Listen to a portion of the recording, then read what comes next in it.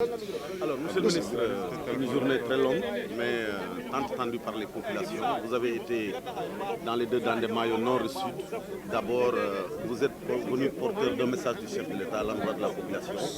Après avoir visité, qu'est-ce qu'on peut retenir aujourd'hui? Voilà, nous venons de terminer une tournée entamée depuis ce matin.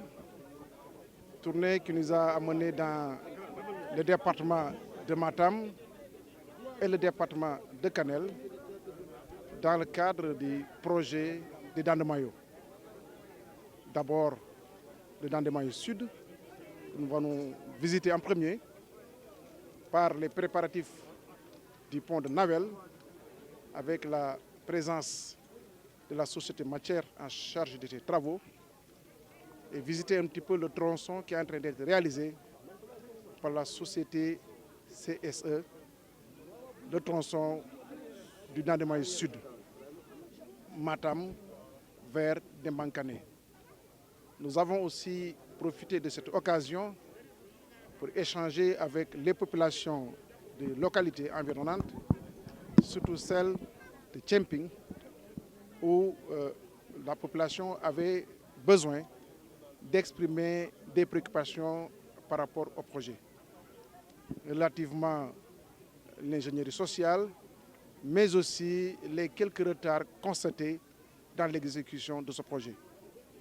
Je rappelle que le Dents de Mayo Sud est réalisé avec le financement de l'État, accompagné par son partenaire UKF, United Kingdom Export Finance, qui a financé le projet dans le cadre du programme spécial de désenclavement.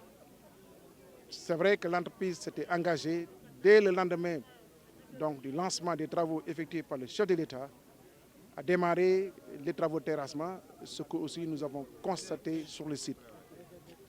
Aujourd'hui, l'entreprise va continuer à faire des traitements des points critiques pour que juste à la fin de l'hivernage, qu'elle mette vraiment plein gaz pour que les travaux puissent être réalisés dans un délai de 24 mois.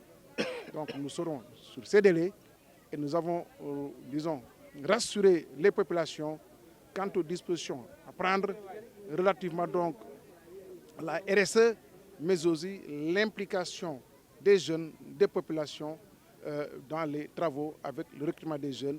En tout cas, si le besoin se fait sentir autour des représentants de l'administration territoriale. La question aussi des paiements des impenses a été évoquée et nous avons aussi rassuré les populations quant à la mise en œuvre effectivement de ces paiements dans les meilleurs délais, puisque toutes les dispositions sont prises pour que les paiements soient effectifs. Après la visite de cette première étape, nous nous sommes rendus à Nguidjilone pour tenir un CRD, discuter sur le premier lot ou les deux premiers lots du projet Dents de Mayo Nord. Le lot aurait fondé Nguidjilone et Nguidjilone Matam. Je rappelle que le premier lot aurait fondé Nguidjilone est sur le financement du Fonds saoudien de développement. Toutes les diligences ont été prises et nous attendons incessamment donc l'avis favorable du Fonds saoudien pour que les travaux puissent démarrer juste à la fin de l'hivernage.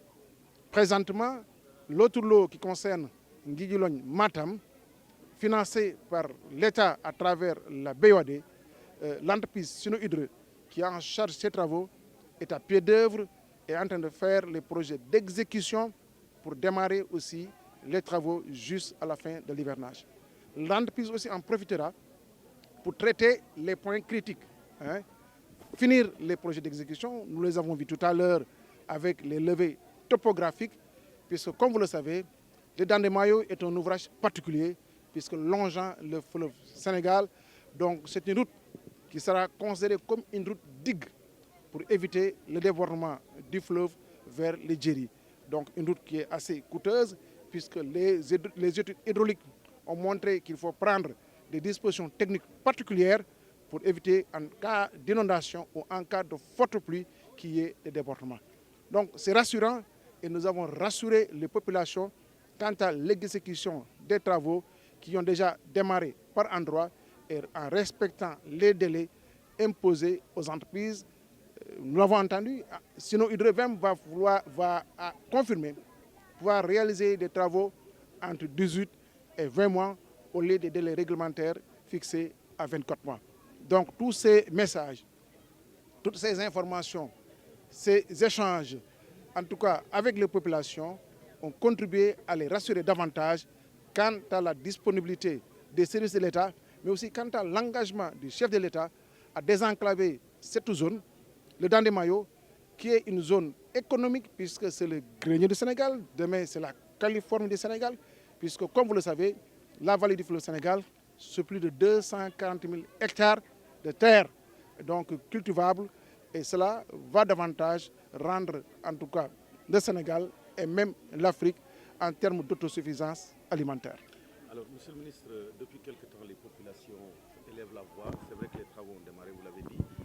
Est-ce que vous avez mis en place un dispositif? On est en période d'hivernage, surtout pour le Dandemayo Sud, où les populations, après la pluie, n'arrivent pas à ce que il y a des instructions que vous avez données au service pour gérer cette situation. Oui, les deux entreprises en charge des deux lots, c'est-à-dire le Dandemayo Sud, qui sera réalisé par l'entreprise CSE, le Dandemayo Nord, le tronçon Nguidjilogne Matam, que Sino Hydro va réaliser, je l'ai dit tantôt, les entreprises étaient présentes donc, lors de ce déplacement. L'engagement, des engagements ont été pris par ces entreprises pour rester dans la zone et traiter les points critiques. Puisque nous le savons tous, c'est une zone où, en période hivernage, quand même, qui connaît beaucoup de difficultés, surtout de franchissement, et les entreprises vont traiter les points critiques. Au-delà de ces préoccupations, les échanges vont avoir lieu, puisqu'il y a une équipe d'ingénierie sociale autour de Ajourut qui prendra des questions particulières, ou en tout cas les préoccupations particulières évoquées par les populations. Nous en avons discuté et leurs préoccupations seront prises en compte et solutionnées avec le concours non seulement de l'administration territoriale, mais aussi donc, des structures de l'Ajourut. Un bureau de l'Ajourut est déjà en tout cas, installé au niveau de Matam pour pouvoir servir en tout cas de lieu de réceptacle par rapport à toutes ces préoccupations-là exprimées par les populations. Le besoin d'avoir aussi des bretelles pour finir a été exprimé par la population parce que je pense que c'est aussi notre... Oui, je l'ai évoqué lors de la rencontre, le CRD. Vous savez, le programme spécial de désenclavement est un programme qui va porter globalement sur 2700 km de route et des pistes.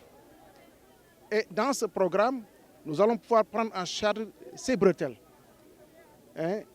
Ce sera peut-être en piste améliorée ou en piste, en tout cas gabarit routier, pour désenclaver davantage les zones qui ne sont pas prises en compte dans le cadre du projet Dandemayo.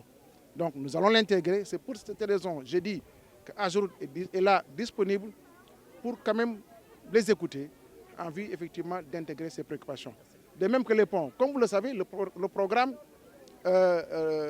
comporte aussi une composante de pont qui sera réalisée par l'entreprise Matière. L'entreprise Matière, c'est cette entreprise qui réalise les autoponts au niveau de Dakar, les 18 autoponts, le pont de Fondiougne, le pont de Marsassoum et d'autres ponts.